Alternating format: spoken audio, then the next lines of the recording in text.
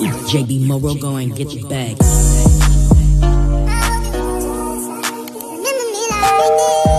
Guys, I'm gonna get a little personal. I'm gonna be doing a story time today. It's a serious story time. It's gonna be about my last relationship that I just got out of. It was a domestic violence relationship, and I'm gonna kind of let you guys in a little bit of my personal life so you guys can kind of get to know me a little bit or whatever. And for any women out there who's going through or who is in a domestic violence relationship, you guys are not alone. You guys are not the only ones who are dealing with them, and you can leave. Please know that you can leave. Always have a strategy, an exit plan. Don't be afraid to leave. Just make sure, please just make sure you get out of that situation. For you and your babies, if you have kids, for you and your kids, just make sure you get out, sweetie. Women, men, because I know men can also be in domestic violence relationships as well. So enough chitter chatter, let me get into the video. This might end up being a part 1 and a part 2 video. I don't want to make the part 1 video too long. I kind of want to like split it up or whatever. So before we get started, guys, your girl I gotta finish getting my coffee in. I don't feel like I got my coffee in today. Okay, you guys, let me just explain. We're gonna talk about my last relationship that I was in. Me and the guy was together for a year. I'm not gonna say his name. I'm just gonna start from the very, very beginning. I met him on a dating site. I know some people are anti dating, what you call it, internet dating or app dating, whatever you want to call it. I met him on a dating app, and you know, we were talking for a while. He was a really nice guy. Everything seemed to be cool. He treated me good. He would take me out places, spend time with me, you know. He pretty much at the beginning appeared to be everything that I was looking for, everything that I wanted. A good father figure for my daughter, just everything that a woman or a female could imagine. Like, he pretty much was that. Anything I needed help with, he would help. And at this time we were living separately, so at this time I was still staying at my mom's house, and he had his own place. He was staying on the south side. And for you guys who don't know, I'm from St. Louis, Missouri. But yeah, so he was staying on the south side. I was in like North County or whatever. I'm not gonna say where, my business.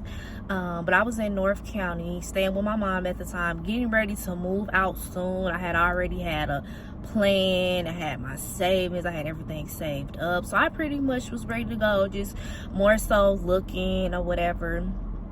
So I remember after we had our first couple of dates or whatever, he took me to his mom's house. I met his mom. His mom was nice. And she went out of town before, and we stayed the night at her house. He brought his daughter. I met his daughter, and his daughter and my daughter, they like clicked. Like, even though his daughter was like way older than my daughter, they still like built a bond. They built a relationship, you know, and they liked each other like sisters. You know, they kind of had their own relationship outside of us or whatever. And even me and his daughter, you know, we began to have a great relationship. You know, I would take her to get her nails done, take her to the mall, shopping, just spend quality time with her, getting to know her. And I think that's very important. I love kids too.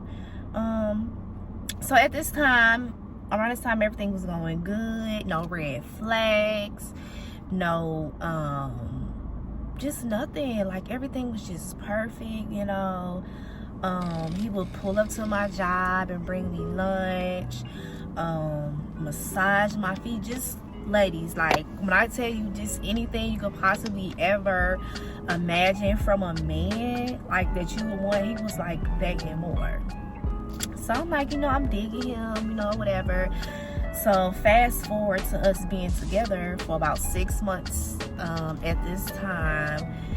We was kind of dealing with each other. I was kind of, falling for him. He was falling for me. Because I'm just like, ooh, I never really had a guy to treat me like this. I never been, pampered, or what they like to say, giving princess treatment, girl.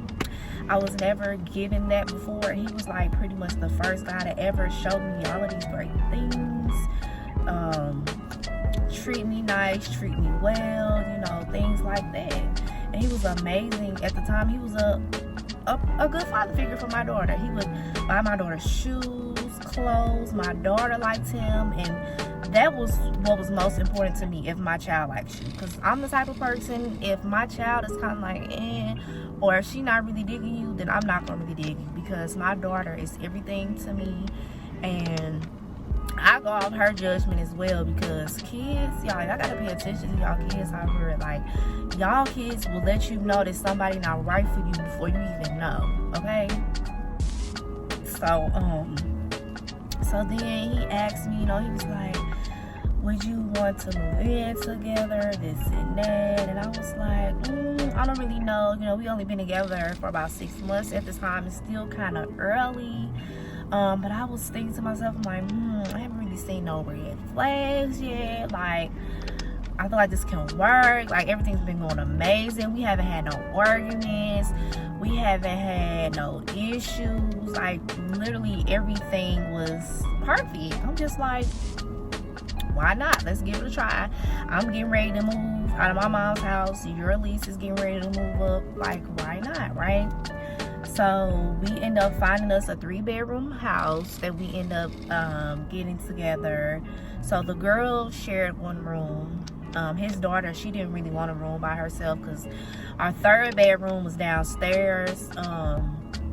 But she's still young, so she's like, I'm scared, I don't want to be down there by myself. So we're like, okay, girl. So her and my daughter shared a room. Their room was across from ours upstairs. And so pretty much he made the 3rd room like his little man cave or whatever, and like the living room was pretty much all mine, and the 3rd bedroom was pretty much all his, his little man cave or whatever. And we also had a basement, big kitchen, really nice home. So at this time, we moving in, everything's going good still, no problems, right?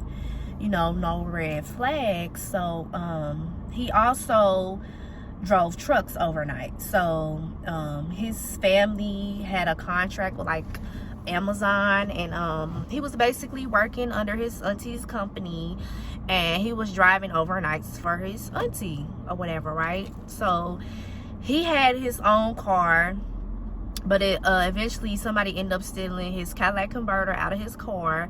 So I work during the day, so I normally work about 9 to 5, regular job hours. So I would tell him, at night you can just take my car, because he would drive the car to the place, park it, and then hop in the truck. So I'm like, yeah, that's fine, go ahead babe, drive my car, whatever. Okay, so it was one particular night. I was putting my daughter to sleep, but she woke up, because at this time she was like an arm baby.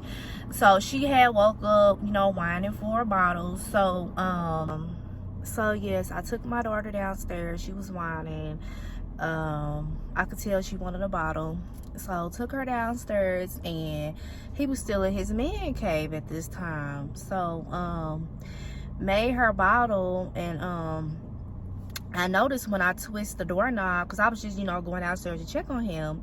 When I had twisted the doorknob to his man cave, like, it was locked. So I'm just like, why is he locking doors in our house? Like, if we're upstairs and I'm putting her to bed, like, why are you locking doors? I don't know. I just was like, okay, that's kind of weird. So I knocked on the door, and I'm like, hey, you okay in there? He was like, yeah, I'll be up in a minute. So I'm just like, okay. In my mind, I'm like, why is he locking the door? take my daughter back upstairs, lay her down, then he comes to bed. But I noticed when he's coming up the stairs, he's like, you know, like stumbling up the steps. And he didn't drink. So he wasn't a drinker. He didn't drink alcohol or whatever. So I'm just like, why are you kind of like stumbling? Almost like he couldn't, you know, keep his balance. He's like, oh, you know, I'm just tired, da da da da da. And you know how I'm just thinking, okay, maybe he just smoked the blunt or whatever, you know, blase, blase, blase, ignored it. I'm like, okay, whatever. So, came, lay down, we fell asleep. So, as the weeks go on, I was in the kitchen getting ready to cook dinner. So, I was looking for like some seasoning, you know. So, I went up in the cabinet, but it was at the very top cabinet, and y'all, I'm sure, anybody know me knows I'm sure, I'm 5'3", so I had to stand up on a chair to get up there just to get, you know, what I was looking for. So I gets up there, I opens the cabinet, and it's like 4 big, like, tall bottles of NyQuil. So I'm just like, I'm like, you know, that's kind of strange. Like, what human being, what person needs that much damn NyQuil? So I'm just like, that's kind of a red flag, number one. Okay, so I asked him, I'm like, because I did notice he did have a cough. So I asked him, I'm like, so why do you have 5 big tall bottles of NyQuil? Like, don't nobody need that much NyQuil in their life. He was like, oh, well, you know, I got this cough I'm trying to get rid of, da da da da da. So me at this time, I'm like, okay, I don't really have enough evidence to like suspect anything or to accuse anybody of anything. So I'm just like, okay. But in the back of my mind, you know, I'm paying close attention now.